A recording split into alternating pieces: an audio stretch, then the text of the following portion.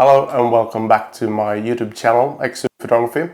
My name is Daniel and I'm not publishing that many videos as of now, but I am still photographing some galaxies and nebulas, and I have a pretty awesome picture of the Andromeda galaxy. I'm going to show you that one in an upcoming video. But this video is all about visual astronomy. As a matter of fact, I'm not only photographing the wonders of the universe, I am actually a visual observer from time to time. Not very much, but when I do, I really enjoy it. I usually use my Celestron Schmidt Cassegrain, the 9.25 inch version. I usually pairs it with my EQ6 mount, which is a true workhorse, and I really like it. But I think it's just a tad whimsy. So in this video I am going to show you how I am going to upgrade it with a piece of a Losmandy Dovetail. This is about 10 centimeters wide. The Vixen style one is about 4 centimeters, and as you can see, it's curved, so I really believe it's going to sit a lot better underneath the tube.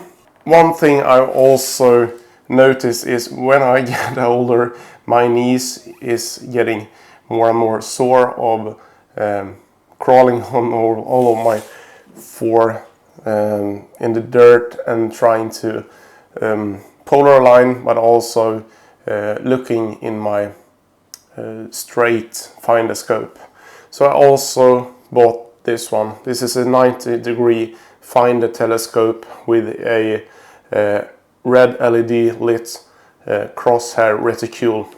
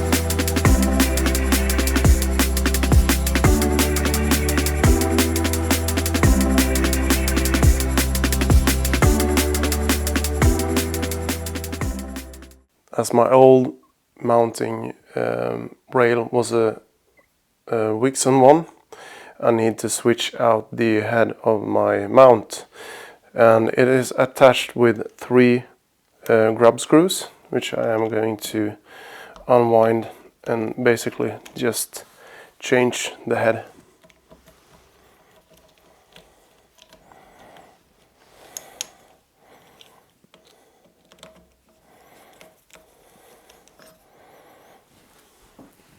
And here it is, the Losmandy mount head.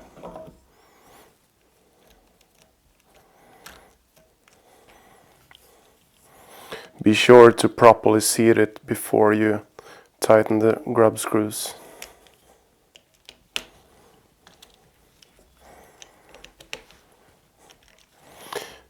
And there we go.